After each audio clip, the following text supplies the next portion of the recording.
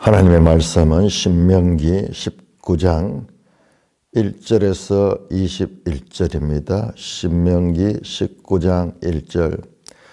내 하나님 여호와께서 이 여러 민족을 멸절하시고 내 하나님 여호와께서 그 땅을 너게 주심으로 너가 그것을 받고 그들의 성읍과 가옥에 거주할 때에 내 하나님 여호와께서 내게 기업으로 주신 땅 가운데에서 새 성읍을 너를 위하여 구별하고 내 하나님 여호와께서 내게 기업으로 주시는 땅 전체를 세 구역으로 나누어 길을 닦고 모든 살인자를 그 성읍으로 도피하게 하라.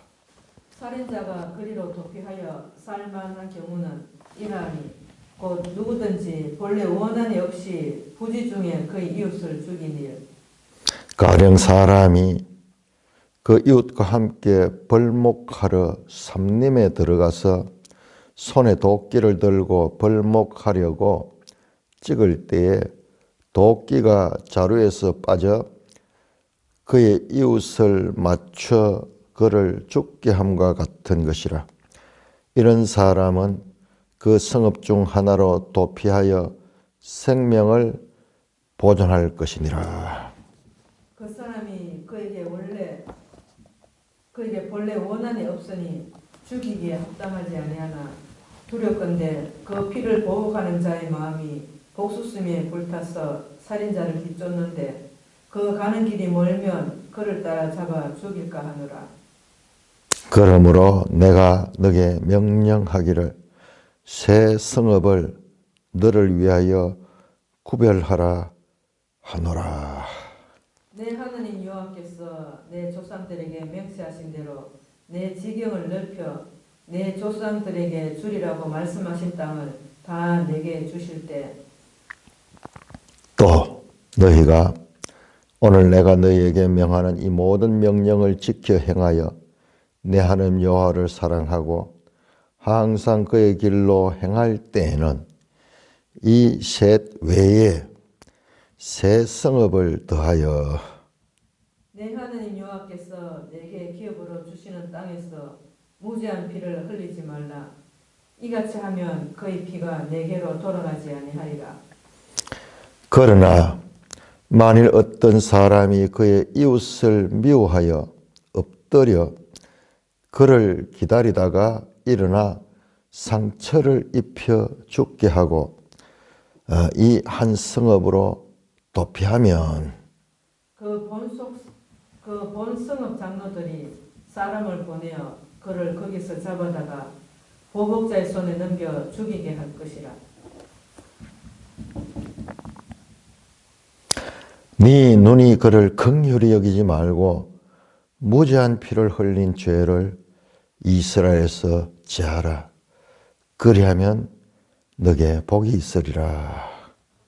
내 하나님 여호와께서 내게 주어 차지하게 하시는 땅, 곧 내 소유가 된 기업의 땅에서 조상이 정한 내 이웃의 경계표를 옮기지 말지니라. 사람의 모든 악에 대하여 또한 모든 죄에 관하여는 한 정인으로만 정할 것이 아니요 두 정인의 입으로나 또는 세 정인의 입으로 그 사건을 확정할 것이며 만일 위정하는 자가 있어 어떤 사람이 악을 행하였다고 말하면 그 논쟁하는 상방이 같은 하나님 앞에 나아가 그 당시의 제사장과 재판장 앞에 설 것이요. 재판장은 자세히 조사하여 그 정인이 거짓 증거하여 그 형제를 거짓으로 모함한 것이 판명되면 그가 그의 형제에게 행하려고 꾀한 그대로 그에게 행하여 너희 중에서 악을 제하라. 그리하면 그 남은 자들이 듣고 두려워하여 다시는 그런 악을 너희 중에서 행하지 아니하리라. 내 눈이 긍휼히 여기지 말라. 생명에는 생명으로, 눈에는 눈으로, 이에는 이로, 손에는 손으로, 발에는 발로이니라. 하나님 아버지, 은혜를 감사합니다. 신명기를 통하여 우리에게 말씀하시는 하나님이 누구신지 하나님을 아는 지식을 저희에게 주시옵소서. 예수님 이름으로 감사하며 기도드리옵나이다. 아멘. 자, 우리 이 신명기 본문은 우리가 다시 한번 크게 보십시다. 자, 시내산 언약은 출애굽기 19장에서 24장까지 시내산 언약이 체결됩니다. 시내산 언약입니다. 시내 언약. 그래서 구체적으로 19장은 시내산 언약을 맺는 그 상황을 묘사하는 것이고, 구체적인 시내산 언약은 20장 1절부터 시작되는 십계명으로 십계명. 그리고 십계명이 끝나고 그 다음에 언약법들이 나옵니다. 언약법들. 그리고 24장은 자, 19장은 언약 시작 상황, 어떻게 언약을 맺게 되는, 하나님이 시내산에 임재하시고 그렇게 하는, 그래서 모세가 사흘 동안 그들이 근신하고 그리고 그 시내산에 모이는 내용이고, 20장부터 하나님 직접 말씀하세요. 여기서는 직접 시키면 나는 너희를 애굽 땅 종된 곳에서 이끌어낸 너희 하나님 여호와라. 너희는 나 외에 다른 신을 두지 말라. 그렇게 하면서 제일 마지막에 내 이웃의 집을 탐내지 마라. 십계명이 주어졌어요. 그러니까 이건 하나님이 직접 십계명을 받고 나니까는요, 뭐 내용은 둘째치고 하나님이 직접 말씀하시는 거는 막 불이 번쩍번쩍하고, 그 다음에 막 그 소리가 너무 두렵고 이래 백성들이 감당을 못해요. 우리가 이 말씀을 듣는 것을 감당해요. 모세가 가서 하나님 말씀을 받아가지고 네가 우리한테 전해달라. 그 내용이 여기도 나와요.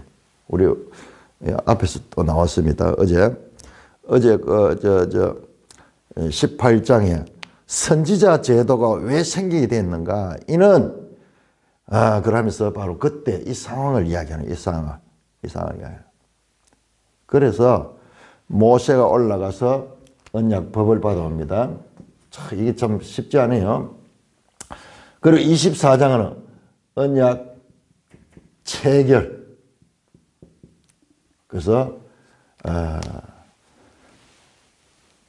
제사를 드리고 피를 백성들에게 그리고 제단에게 뿌리고, 그 다음에 언약 체결 식사도 하고, 거기서 대표들이 올라가서 그 시내산 중턱에서 먹고 마시면서 언약 체결 식사까지 합니다. 사실상 구체적으로 시내산 언약은 이걸 가리켜요. 그 다음에 뒤에 나오는 거는 25장부터 40장까지는요, 출애굽기. 이게 뭐냐 그러면 성막 건설. 요 중간에 32에서 34장까지 여기 하나의 또 에피소드 있습니다. 잠깐, 이거 이스라엘 백성들이 모세가 1차적으로 십계명을 받아가지고 내려왔는데 밑에서 막 바알 숭배하고 하는 그 장면이에요. 그래서 언약이 위기를 맞이했어요. 이 백성들이 도저히 언약을 받을 자세가 안 돼요. 잠시도 못 견디고 우상을 숭배하니까. 그래서 이 언약이 파기될 건데 하나님께서 모세가 간절히 중보를 하죠. 모세가 중보를 하면서 이 언약을 다시 유예하게 돼서 35장에서 40장까지 25장에서 31장까지 성막 제조 규례.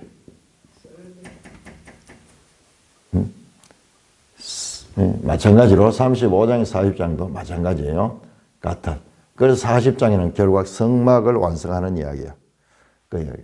그러니까 이것은 하나의 성막 건설에 관한 이야기고, 사실상 이 신의 언약은 여기 19장에서 24장까지 딱 모다 있어요. 그런데 여기에 21장에서 23장까지 여기가 이게 모든 법의 모태예요. 사실상. 그렇지만 작잖아요. 그런데 신명기는 뭐냐 하면, 신명기 엄격하면 4장 45절부터 그렇게 시작이 되는데요. 너무 복잡하니까는 5장부터 5장에서 28장까지. 자, 5장 여기서 뭐 나옵니까? 10계명 나오죠. 10계명.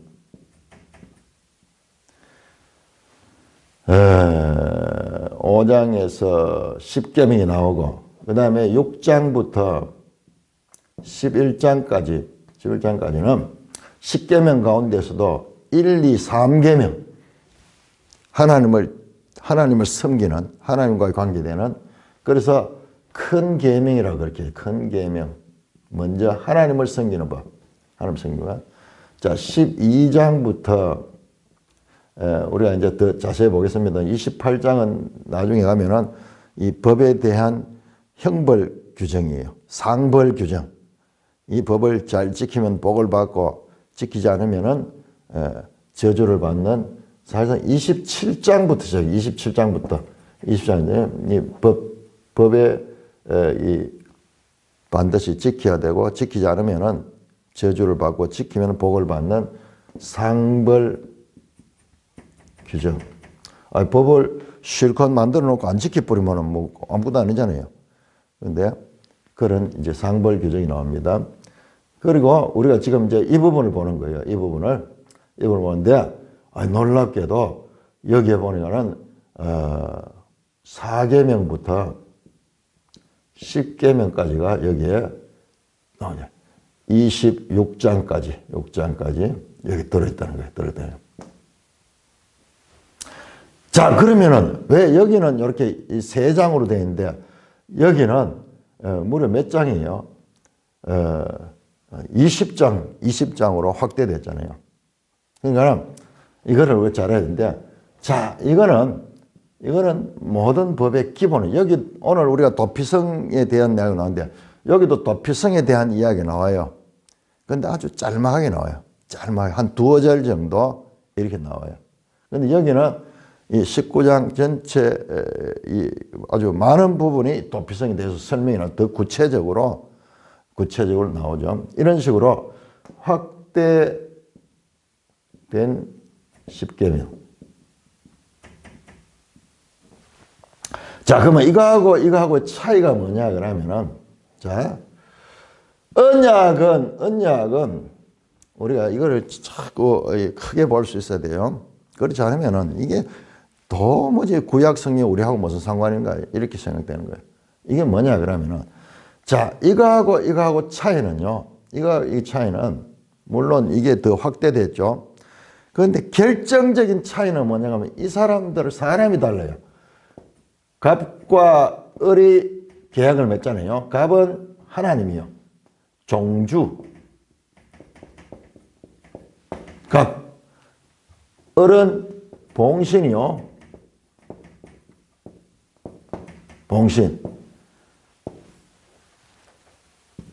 갑과 을의 계약 관계예요. 그래서 갑은 하나님이에요. 하나님. 나는 너희를 애굽 땅 좋은 데에서 인도한 너희 하나님이 용하니라. 너희는 나 외에 다른 신을 섬기지 마라. 그렇게 주장할 수 있고 그렇게 복종할 수밖에 없는 이유가 뭐냐 그러면, 하나님이 주인이기 때문이에요. 주인이기 때문에. 이 관계가 혼돈되면 안 돼요. 우리 어제 하나님과 사람에 대해서 말씀했지만은 이게 바뀌는 거예요. 이게 나중에 하나님은 그냥 소리만 그냥 관념으로만 하나님이고, 실제는 사람이다 하나. 이런 식으로 늘 주객이 전도되는 것이 교회의 역사예요. 사단은 교회에 들어와서 그렇게 만드는 거예요. 그렇게 만드는 거예요. 예, 창세기 3장에 그 뱀이 하던 짓이잖아요. 네 눈이 밝아 네가 하나님 같이 다. 네가 하나님과 동등해. 예? 하나님이 네가 그렇게 깨어날까 봐 하나님이 오히려 너희를 어둡게 하려고 그렇게 무시하고 있는 거야. 아니야. 너도 하나님처럼 될 수 있어. 교회 역사 끊임없는 역사예요. 그걸 김민호 목사는 교회 역사는 헬레니즘과의 싸움이었다 하는 말로 표현했고, 다른 말로 하면 인본주의와 싸움이에요. 인본, 사람과 하나님의 관계에서. 자, 그런데 이런 관계에서 이 을이 바뀌어서 을은 유한하고 갑은 무한한 사람, 무한한 하나님, 변하지 않는, 예? 영원한 존재고, 을은 어떤 존재냐? 유한한 존재. 한 40년 지나고 나니까는, 이때 당시에 을은 다 죽어버렸어. 다 죽어버렸어. 더 오래 살 수도, 좀 더 살 사람도 있었겠지만, 그 여호수아와 갈렙 외에는 다 죽어버렸어. 다 죽었어. 이 차이는 똑같이 갑은 똑같습니다. 갑은 같은 거. 그런데 을이 바뀌어서. 을은 신세대. 상황이 바뀌었어. 자, 여기에 있던 이 을은 광야를 떠돌다가 가나안 땅에 못 들어가고 다 죽었어요. 그런데 이 을은 이제 눈앞에 요단강을 건너서 가나안 땅에 들어가는 바로 눈앞에서 그와 같은 일이 있는 거예요. 신세대고, 그 다음에 땅에 대한 약속이 있고, 이게 성취되기 직전인 거예요. 오자매가 그런 이야기 했죠. 시집 가기 전에 그 딸에 대해 가지고, 이제 네가 그 집에 시집을 가게 되면은 이렇게 살아야 된다 하면서 자세하게 그 어머니가 그 딸에게, 그 부모님이 그 딸에게 당부하듯이 네 집에서 살 때면 주로 네 마음대로 늦잠 자고 이불도 안 개고, 그 다음에 밥 먹으러도 짖대 안 오고, 그렇게 하면 안 돼. 거기 갔으면은 그 집에 가풍이 있고 그 집에 이 질서가 있으니까는 거기 맞춰야 되고, 너는 이제 네 혼자가 아니고 그 남편하고 같이 살아야 돼. 항상 남편을 생각하고, 그 다음에 나중에 자녀를 놓게 되면 어떻게 양육해야 되고, 얼마나 할 말이 많겠어요. 얼마나 할 말. 이제 이 시대가 끝이 나고, 여기는 광야고, 여기는 이제 정착하는 거야, 정착. 그 차이를 봐야 돼요. 그러니까는 사실상 여기에 이게 하나의 원정, 모태예요. 원형이라고 하면 이것에 대한 구체적인 적용 방법에 있어 가지고, 근데 이 적용 방법을 들다 보면은 우리가 생각하던 그런 좁은 십계명이 그런 좁은 그런 하나의 단세포적인 요거 해라 하지 마라 그런 수준이 아니라는 것을 알게 돼요. 봤잖아요. 앞에서 우리가 봤잖아요. 16장에서 대충 해서 16장에서 18장까지 우리 어제까지 봤는 내용이 이게 뭐예요? 제5계명 내 부모를 공경하라. 여기에 부모 공경이, 여기는 부모 된 이야기 하나도 없어요. 그 대신 뭐가 나옵니까? 여기에 재판장, 제사장, 왕, 선지자, 사회 지도층, 조직의 종. 내 부모를 공경하라는 이 하나님의 말씀 속에는 이런 폭넓음이, 네 위의 사람, 네 조직의 너 위의 사람을 공경하라. 이것이 결국은 뭐냐? 결국은 이게 철저한 사람은 하나님을 떠날 수가 없어요. 하나님 떠나. 그런데 이거 디비 뿌는 사람은 소위 반역이죠. 하나님부터 따르기 있어요. 하나님 사랑과 사람 사랑. 5계명부터 6계명 전부 인간관계잖아요. 인간관계. 자, 그래서 이런 차이가 있다는 것을 우리가 생각을 해야 됩니다. 자, 오늘 매일 성경 제목이 보니까는 19장에 대한 제목이 이 많은 글들 가운데 핵심이 뭐냐?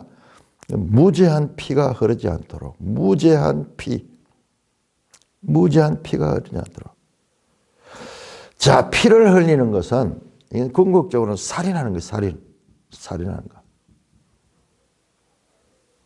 그러면은 이 본문, 오늘 본문은 무엇과 연관이 되느냐? 자, 이 큰 것을 놓치지 말아야 되고요. 계속 우리가 이거 모르고 하면은 왜 출애굽기 했던 말씀을 또 하고 또 하는지 이 근본적인 상황을 이해를 못 하니까는 그러니까 성경을 읽어도 했던 말 또 하고 그런데 없던 말이 여기 나와. 왜 그렇지?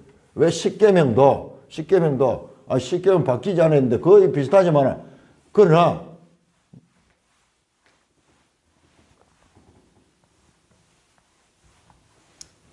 안식일 계명을 하면서 안식일 계명을 이야기하면서 달라요. 네? 안식일 계명 출애굽기에서는 이 하나님이 너희를 일곱째 날에 다 창조하시고 쉬셨다 되는데 여기는 그렇지 않아요. 여기는 너희를 애굽 땅에서 구원했다 하는 이야기라. 구원했다 하는 이야기. 그래서 상황이 달라졌기 때문에 그렇게 말씀하고 있는 것을 이해하지 못하면은 평생 성경을 읽어도 정리가 되지 않습니다. 자, 오늘 나오는 이 제도, 도피성 제도 참 중요하죠. 자, 우리 매일 성경 1, 2월로 다시 출애굽기에 관한 말씀을 한번 보겠습니다. 18쪽에 보시면은 18쪽에 오늘 보면 19장에서 21장까지 19장에서 21장까지 거칠게 봅니다. 정확하게 21장 9절까지로 이렇게 되어 있는데 이거는 무엇과 연관이 됐느냐? 여기에는 여섯째 계명. 근데 여섯째라는 말이 성경에 없어요. 사실. 우리가 지금 편의상 첫째 계명, 둘째 계명 이렇게 하지. 교회에서도 요 첫째, 둘째, 10계명을 나눌 때 전체는 10개의 계명이거든요. 그런데 사실상 1은 뭐고 2는 뭐고 성경에 없잖아요. 그건 우리가 붙이는 거예요. 사람이 붙이는데. 근데 그 붙이는데 좀 차이가 있어요. 좀 차이가 있어서 약간의 오차가 있는 거. 교단마다 청조교는 뭐 확실한 오차가 있고 선조교는 그게 없어요. 형상을 만들지 말아 하는 게 없어요.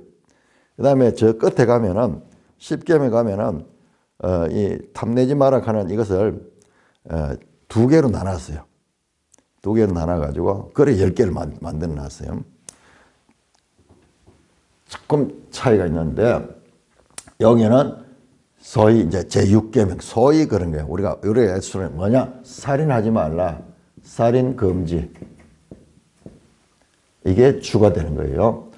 그래서 이 내용이 시작할 때 오늘 도피성 나오죠. 도피성. 끝날 때 어떻게 끝이 나냐 그러면은 21장 1절에서 9절. 여기 나오네요. 여기는 그 살인사건, 피살된 살인사건 처리. 그렇죠? 19장에서 21장이, 이게 살인과 6계명과 연관이 되어 있다. 그런데 제가 앞에서도 계속 반복해서 합니다. 이것이 기계적으로 딱 나눠지진 않아요. 그런데 크게 보니까 이건 확실하죠. 앞에서도 기계적으로 딱 나눠지진 않지만은, 그러나 이게 전부 다 지도자에 관한 말씀이고, 앞으로도 계속 이걸 확인하면서 갈 거예요. 그런데 좀 더 엄밀하게 보니까는 오늘 본문 보세요. 우리가 읽었던 오늘 본문은 아주 갑자기 툭 튀어나오는 본문이 있어요. 자, 그래서 1절에서 13절까지 도피성 제도인데, 도피성 제도를 만드는 목적은 뭐냐? 그러면 무죄한 피를 흘리지 마라. 무죄한 피가 없도록 해라. 무죄한 피가 없도록 해라.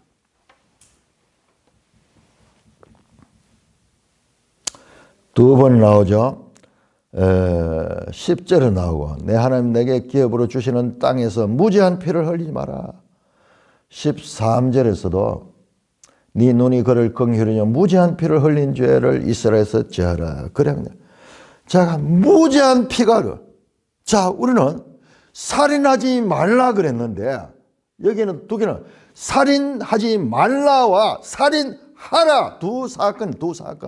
살인하라. 우리는 살인하지 말라 하는 말만 가지고 무조건 살인하지 않고 무조건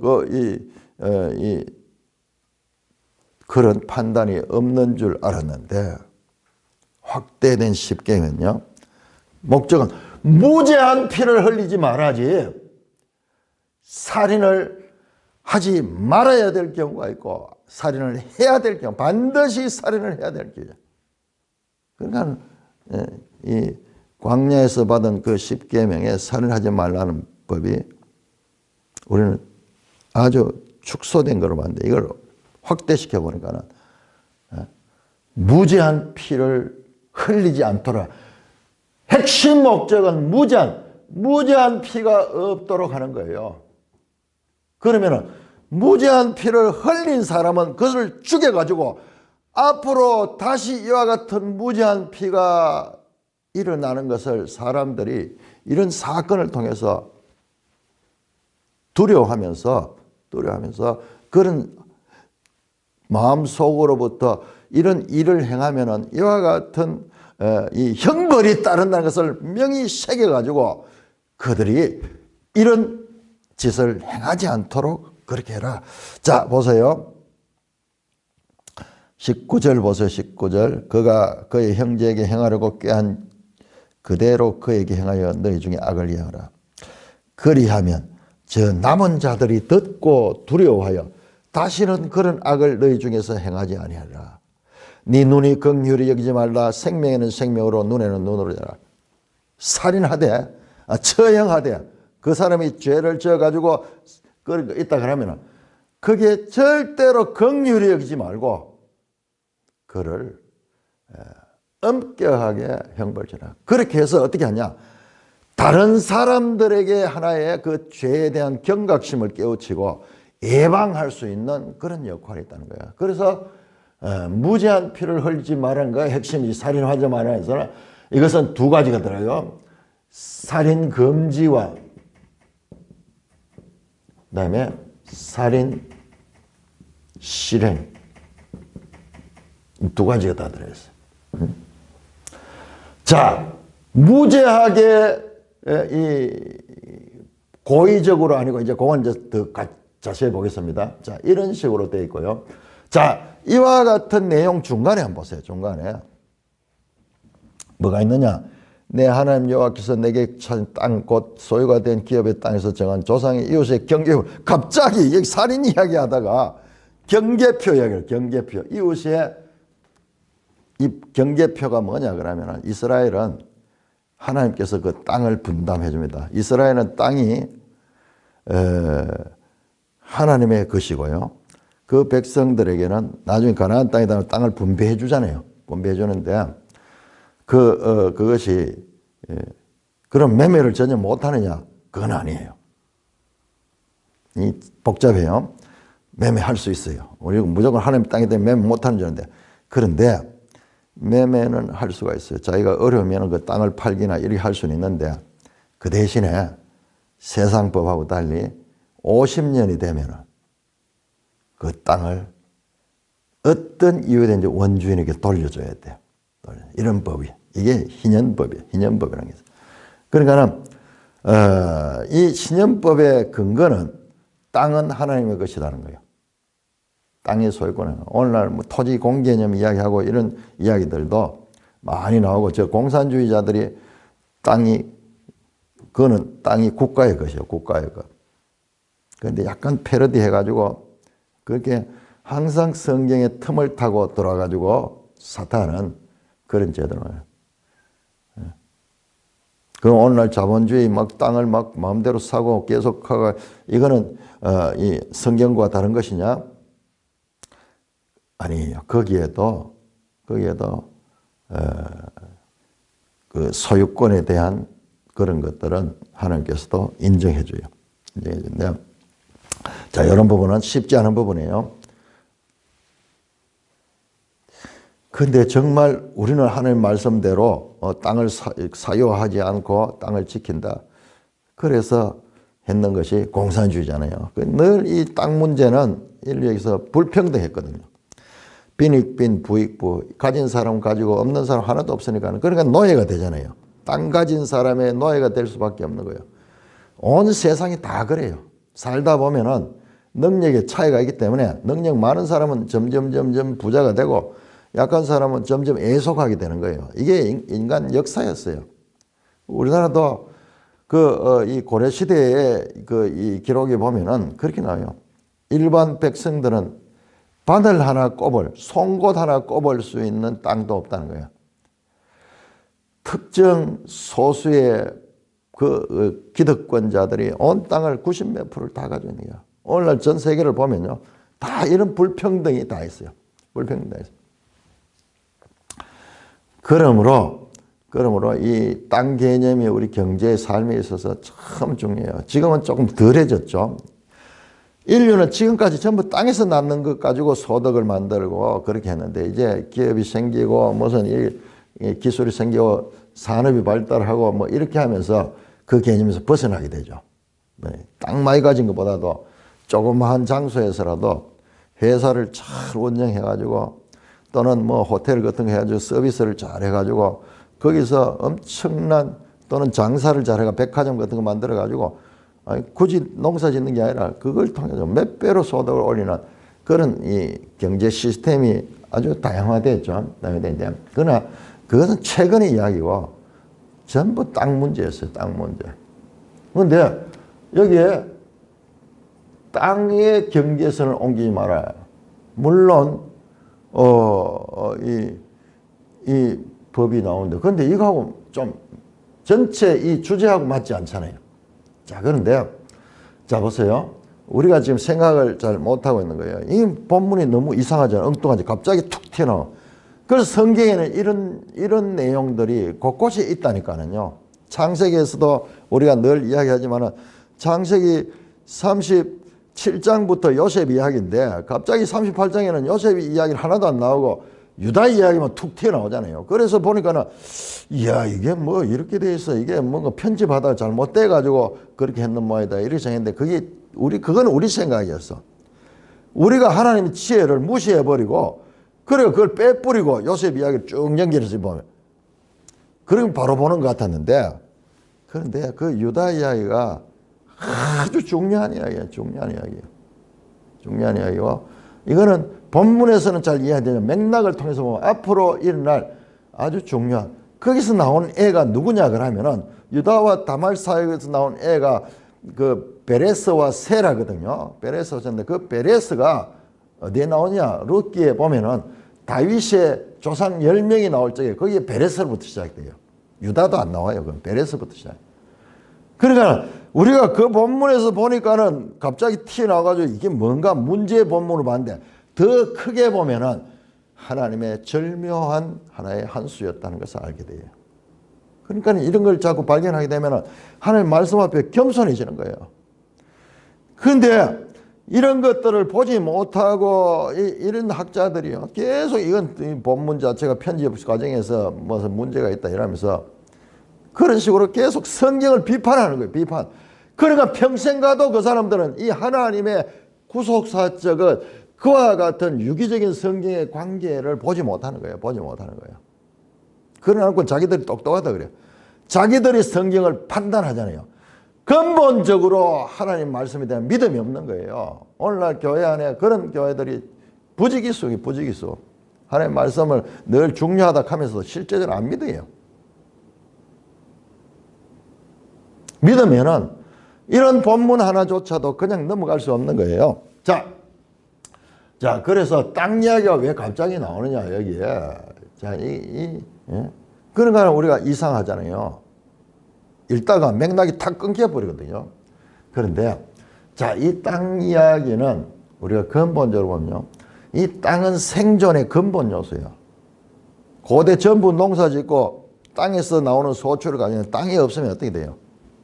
그럼 죽음이에요, 죽음. 남의 종이 되는 거예요. 종이 될 수밖에 없는 거예요. 자, 이 부분은 무엇과 연관이냐? 남의 것을 빼앗은 탐심과 연관. 탐심이 뭐예요? 이게 10계명. 계속 말씀드립니다. 이 숫자 없습니다, 성경 앞에. 10계명에는 뭐 하는 거예요? 원래 전체가 10개 말씀으로 되어 있지만은, 자, 그런데 그 계명 가운데 마지막에 탐심이 나와요, 탐심이 됩니다.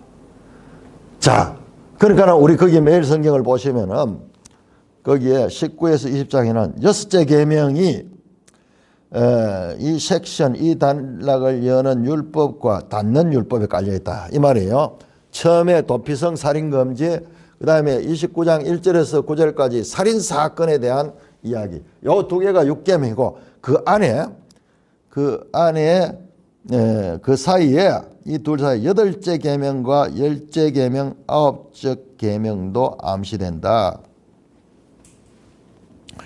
자, 9째 계명은 거짓 증거하지 말라. 자, 그걸 보세요. 오늘 본문 읽었던 15절에서 21절까지는 증인에 관한 말, 거짓 증인. 증인 문제 나오죠. 예? 9계명. 보면 나오죠.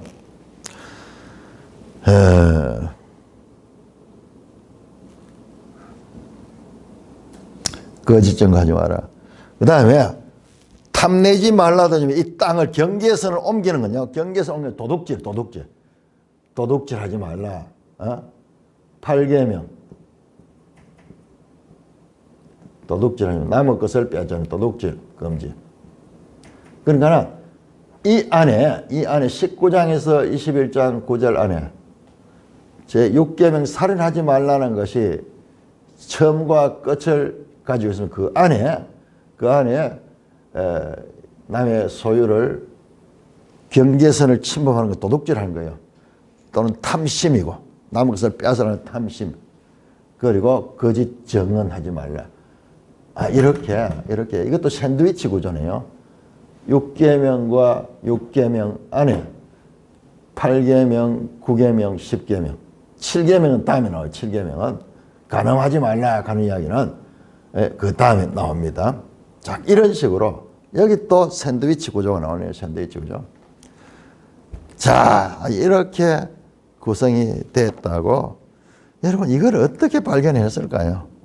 성경을 어떻게 읽을 때 이게 보일까요?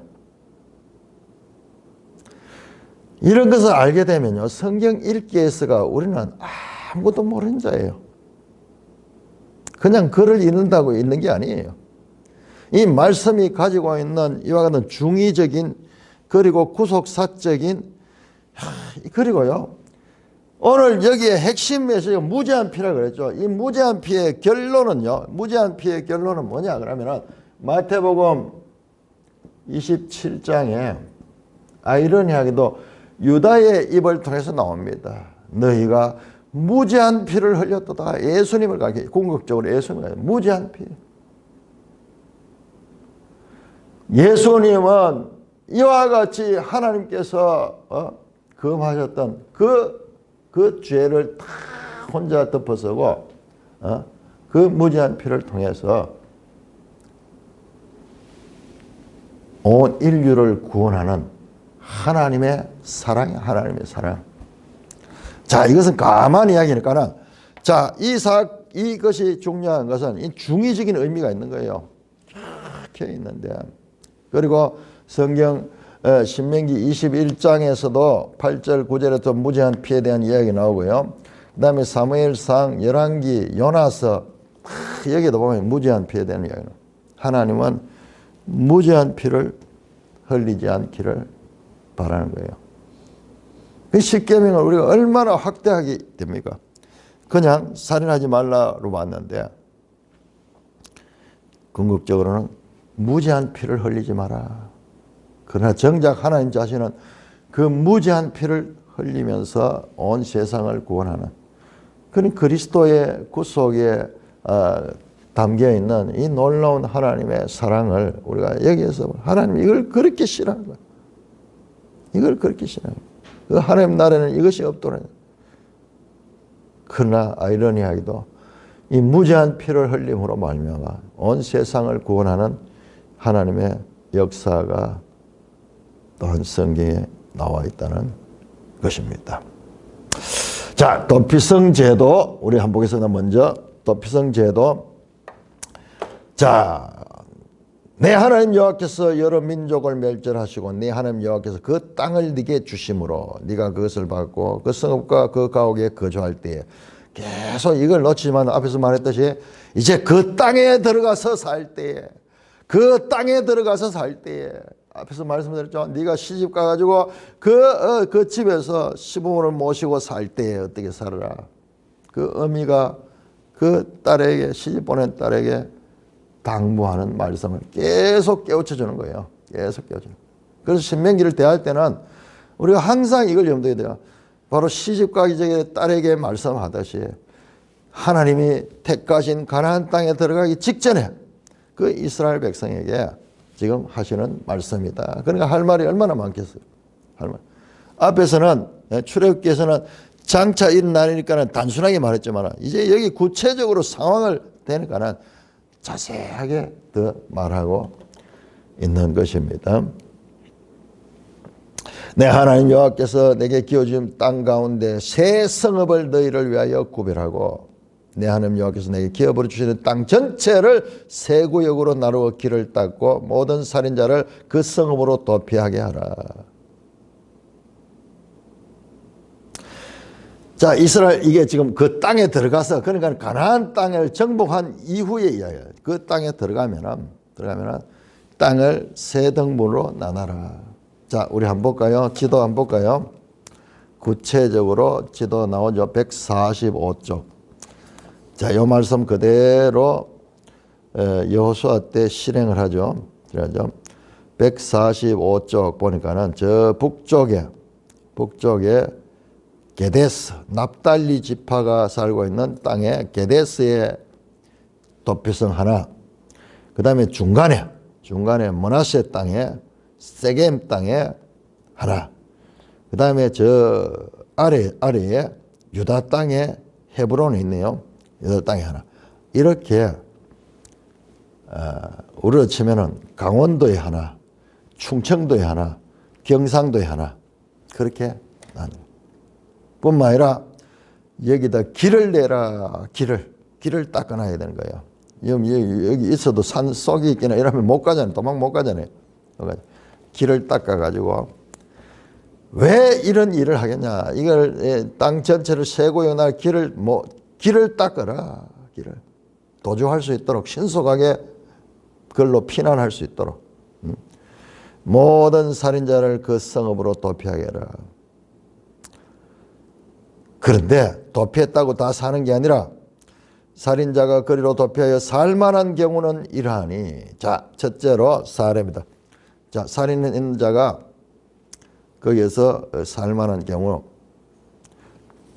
구체적인 사례를 설명합니다. 누구든지 본래 원한이 없이 부재 중에 그의 이웃을 죽인 일, 가령 사람이 그 이웃과 함께 벌목하러 삼림에 들어가서 손에 도끼를 갖고 벌목하러 찍을 때 도끼 자루가 빠져 그 이웃을 맞춰 그의 죽게 함과 같은 것이라. 전혀 우발적인 사건이죠. 이런 사람은 그 성읍 중 하나로 도피하여 생명을 버려. 이런 사건이 일어났는 거예요. 그 사람 죽었는 거예요. 그럴 때 자기가 사는 지역에서 가까운 도피성으로 도피해서. 왜냐 그러면 그 사건이 일어나고 난 뒤에 뒤에 나오면 그 보복자들이 나와요. 내 아들을 네가 죽였어. 그러면서 그러면 니도 내 손에 죽어봐라 그러면서 이제 보복하게 될 경우에 우발적인 사고 연속으로 계속 살인의 꼴을 묻는. 자, 그러면 내가 이 사람이 맞아 죽었다. 그러면 이 사람도 부모가 있죠. 형제들이 있죠. 그 자초지종 알고 아니 우연히 그랬는데 알고 그런 것도 아닌데 그렇다고 해서 내 아들을 죽였어. 그러면 너도 죽어봐라. 이러면서 끊임없이 피해 보복의 악순환이라는. 여러분 이 세상을 자세히 보세요. 이 세상을 자세히 보면요. 복수의 연속이에요. 이명박 대통령이 되니까는 노무현 대통령 쪽에서 보복했죠. 얼마나 보복했습니다. 취임한 지 두세네 달밖에 안 됐는데 광우병 선동을 해가지고 이명박을 쫓아내리고 미친 듯이 몇 달 동안 모여가 대통령이 취임하자마자 꼼짝하지 못하고 그렇게 위축되는. 그래도 끌어내리지 않았죠. 박근혜 대통령을 결과적으로 쫓아내버렸죠. 문재인 대통령이 들어와가지고 어떻게 복수했습니까? 그 남은 씨를 다 없애버리고 다 언론이고 이건 전부 자기 사람으로 다 채우고. 지금 대통령이 돼가지고 언론은 뭐 늘 대통령 공격하는 게 일이고, 과거에 언론이 이 정부를 비호했다 그러면 지금 정반대예요. 정반대예요.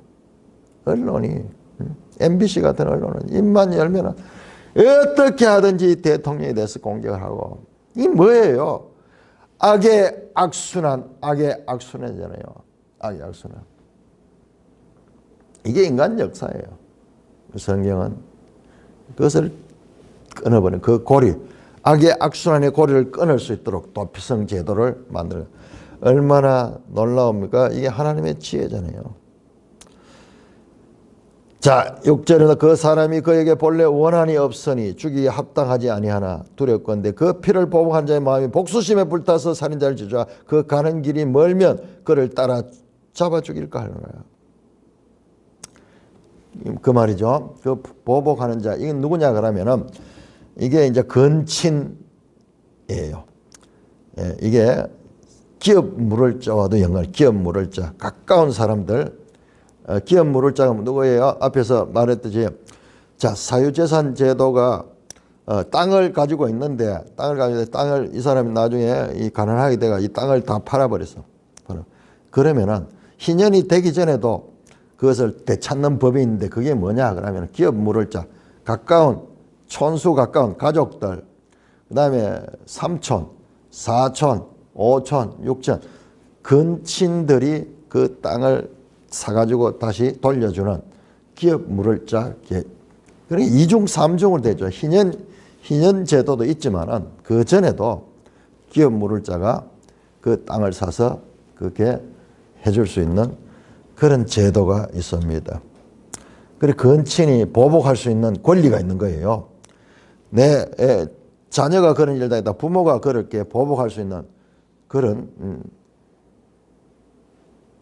보복자의 권리가 주어집니다. 그런데 이제 충격적으로 복수심에 불타가지고 그 살인자를 쫓아 죽일까 하노라. 그러니까 길을 내가지고 신속하게 도피할 수 있도록 만들.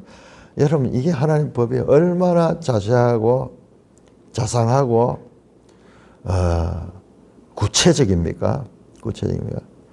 길이 멀면은 가다가도 이 사람들이 막 생각을 하면서 내가 자기 생각할 기회를 주잖아요. 그러면 복수심 불타면 눈에 보이지 않거든요. 살인사건 어떻게 나오면 우발적으로 갑자기 충동적으로 일어나는 경우가 많아요. 살인사건이 나오면 자기한테 오게 된 형벌이 얼마나 큰가를 알기 때문에 우리가 자제하는 거예요. 때때로 우리도 막 충동될 때가 있는 거예요. 그렇지만 내가 지금 내 마음을 다스리지 못하고 저 사람을 죽이면은 내한테 그 다음에 어떤 벌이 오는가를 알기 때문에 우리가 참는 거예요. 만약 그런 법이 없다 그러면요, 계속 이와 같은 피비린 나는 세상이 되는 거예요. 7절입니다. 그러므로 내가 명령하기를 하는데 새 성읍을 너를 위하여 구별하노라. 야, 백성들을 위하여 새 성을 구별하라. 내 하나님 여호와께서 조상들의 명에서 내 지경을 넓혀 다른 조상의 주라 말씀하신 땅 내게 줘. 그런데 여기 세 개뿐만 아니라 땅을 더 넓혀줄 때, 거기에도 마찬가지로 도피성을 만들라. 세 개에다가 세 개를 더해라. 요거는 가나안 동편에 있는 땅입니다. 우리 한번 볼까요? 145쪽. 지도 145쪽. 얼마나 귀한지 몰라요. 이 지도책은 손에 잡히는 성경지도 부흥과 계획사에서 나온 이 책을 제대로 활용하면은 우리가 성경을 바르게 이해하는데 얼마나 도움이 되냐면 145쪽 보시면 오른편에 요단 동편에 저 동문하세 골란 고원이 있는 곳에 한 곳, 그 다음에 길랏 라못, 그 다음에 아래쪽에는 벳셀 르우벤 지파의 땅, 이렇게 이것까지 다 말씀하고 결과적으로 10절 뭐냐면 결론 도피성 제도를 준 목적이 나옵니다. 내 하나님 여호와께서 내게 기업으로 주신 땅에서 무제한 피를 흘리지 마라. 이같이 하면 그 피가 내게로 돌아가지 아니하리라. 결국 살리는 법이잖아요. 살면 이같이 하면 그 피가 내게로 돌아가. 이게 뭐예요? 내가 복수를 하고 이러면은 다시 그 피가 내한테로 돌아오는 거야. 그래서 무제한 피를 흘리지 않도록 해라. 무제한 피를. 그러나 아주 인간들의 죄는요, 이걸 또 악용하는 사람들도 있죠. 악용하는 사람. 자, 그러나 11절에 자, 도피성에서 보호받지 못할 경우 만일 어떤 사람이 그 이웃을 미워하여 엎드려 그를 기다리다 상처를 입혀 죽게 하고 이 성읍으로 동피하면 이거는 고의적인 계획된 범행이요. 계획된 범행. 앞에는 우발적인 사건이고 부지 중에 행한 것이고 이것은 지각 중에 고의적으로 계획된 범행입니다. 이제 그래 놓고도 내가 이 성에 도망갔다. 자, 그러면은 이 사람이 의도를, 마음을 우리가 알 수가 없잖아요. 속에 마음에 무슨 생각인지 알 수 없잖아요. 그래서 12절에 그 본 성읍 장로들이 사람 보내어 그를 거기서 잡아다가 보복자의 손에 넘겨 죽게 할 것이라. 그 본 성읍의 장로들이니까는 도피성의 장로들이 아니고 그 사람이 살던 지역의 장로들을 파견해가지고 그걸 조사를 하는 거예요. 그렇게 해서 재판하는 거예요. 재판. 보복자의 손을 넘겨 죽이게 할 것이라. 오히려 그것은 잡아내가지고 보복자가 죽일 수 있도록 살인을 할 수 있도록 만들어주는 거예요. 참 놀랍죠? 내 눈이 그를 경휼히 말고 긍휼히 무제한 피를 흘린 죄를 이스라엘처럼. 자, 그때 아이고 막 인정 때문에 아이고 우리 뭐 이런 난 일이고 이러니까는 그냥 용서해 줍시다. 안 통해요. 죽여야 돼. 죽여. 아이러니하죠. 살인하지 말라는 계명이 넓게 보면 살인하라는 계명. 결론적으로 생명 존중이에요. 죽이면서도 생명을 존중하는. 다시는 이런 일들이 일어나지 않도록 죽여야 되는. 죽여.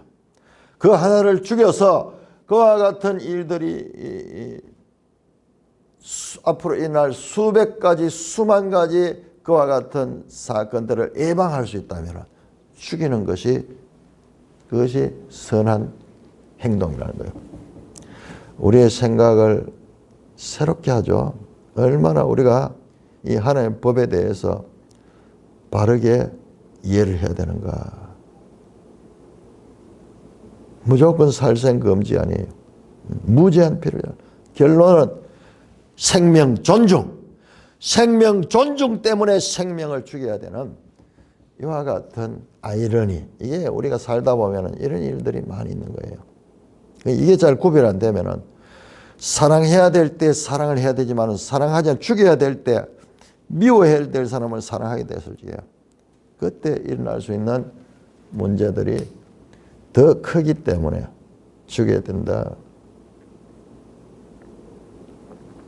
말씀드렸듯이 내 하나님 여호와께 내게 차지하는 땅, 내 소유가 된 기업의 땅에서 조상이 정한 내 이웃의 경계표를 얹지 마라. 말씀드렸죠. 갑자기 튀어나온 것 같지만 이게 이제 바로 이 9계명 탐내지 말라. 10계명 탐내지 말라. 9계명 도둑질하지 말라. 이 도둑질이에요. 꼭 남 물건을 가져가서 도둑질이 아니라 이런 식으로 남의 땅을 야금야금. 이건 오늘날은 잘 모르지만요. 오늘날 경계가 정확해가지고 딱딱 구역이 돼가지고 도시 같은 데는 특히 알지 못하면 시골 같은 데는 가면요. 그 이웃과의 경계선이 보면 시간이 지나면 점점 물고 들어오는 거예요. 이웃 사람이 욕심이 많아가지고. 조금 물고 들어오는 거예요. 나중에 보면 이만큼 들어, 이만큼. 그 사람 속에 있는 그런 욕심, 탐심, 자기를 하기 위해서 이제 그런 것들을 이것도 일종의 살인금지예요. 왜냐 그러면 그 생존권을 바탕하는 거예요.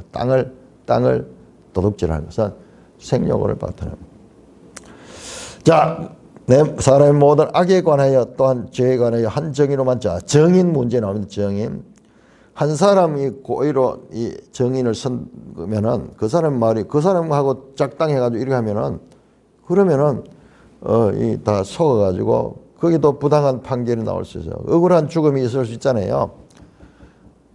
정인의 이야기를 들었는데 정인이 거짓말했어. 그래서 이 살인 사건이 나거나 이런 경우에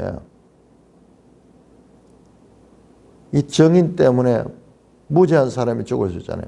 그러니까 이 정인을 반드시 한 사람을 하지 말고 두 정인의 입으로나 또는 세 정인의 입으로 그 사건을 확정할 것이며. 자, 오늘날도 재판하는 거 보면요. 한 정인가 안 돼요. 그러니까 정인들이 입을 맞춰도요. 두 정인인 세 정인이 입을 맞춰도 신문하는 그 재판관이 검사가 질문하다 보면 거기에 아르바이가 있습니다. 안 맞는 내용이 나오는 거예요. 그런데 세 사람 이야기가 모든 정황이 딱 맞아 들어가면은 그 정인의 정언이 효력이 있어요. 그러나 그 정인들이 입을 맞춰도 구체적으로 들어가면은 드러나거든요. 그게 이제 검사가 하는 역할이죠. 그래서 세 정인이 그 사건을 하게 만일 위정하는 자가 있어 어떤 사람은 악을 행하였다고 말하면 위정해가지고 말이죠. 그 논쟁하는 상방이 다 같이 하나 앞에 나가 그 당시에 제사장과 재판장 앞에 설 거죠. 재판장은 자세히 조사하여 그 정인의 거짓 증가하여 그 형제를 거짓으로 모함 것이 봐요. 여기는 아직까지 그냥 재판장으로 나오는데 오늘날은 더 세분화되죠. 재판을 하기 전에 검사, 판사 역할이 있죠. 지금 여기 재판장은 검사 역할과 판사 역할을 다 하는 거예요. 자세히 조사하고 오늘날 검사가죠. 자세히 조사하여 그 정인이 거짓 증거되고 그 형제를 거짓으로 모함하게 판명되면 이 거짓을 통해 가지고 그가 그 형제에게 무슨 또 재산을 빼앗으려고 했다 또는 죽이려고 했다 이런 것이 있으면 그 벌 그들이 하고자 했던 그 행위대로 이 사람에게 행해서 너희 중에 악을 행하라. 그가 남의 재산을 뺏으려 했으면 그 재산을 이 사람의 재산을 빼앗고 살인하고 했으면 이 사람을 죽였어. 19절에 그가 그의 형제에게 행하려고 꾀한 그대로 그에게 행하여 너희 중에 악을 행하라. 그리하면 그 남은 자들이 듣고 두려워 다시는 그런 악을 너희 중에서 행하지 아니하리라. 내 눈이 긍휼히 여기지 말라. 생명은 생명으로. 자, 이 일할 때 여기 인정으로 들어가지 말아요. 여기서는 인정에다가 아주 냉정하게 엄정하게 판단을 하라. 그래 실행하라. 여러분 하나님의 사랑이라는 것이 하나님의 사랑이 그냥 허물허물하게 뭐든지 좋다 뭐든지 이런 게 아니에요.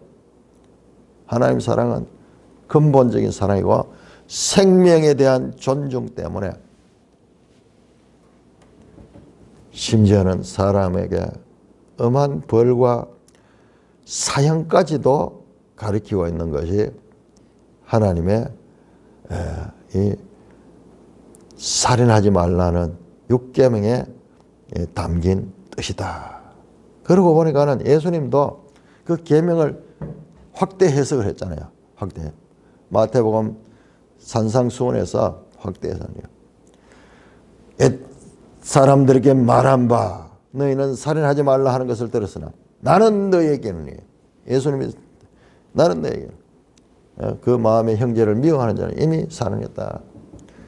십계명을 확대해서 해석하며 그 하나님의 뜻을 드러내고 있는 것입니다.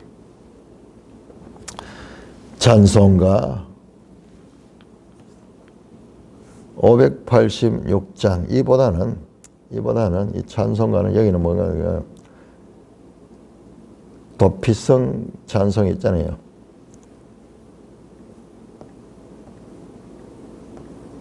피난처 대신에 피난처 대신에